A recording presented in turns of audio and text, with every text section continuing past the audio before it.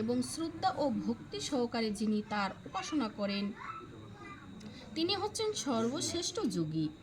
এভাবে যিনি কৃষ্ণ ভাবনায় ভাবিত হয়েছেন তিনি আর কখনো জাগতিক কর্মবন্ধনে আবদ্ধ হন না, কারণ শ্রীকৃষ্ণের প্রীতি সাধনের জন্যই সব কিছু তখন করা হয়।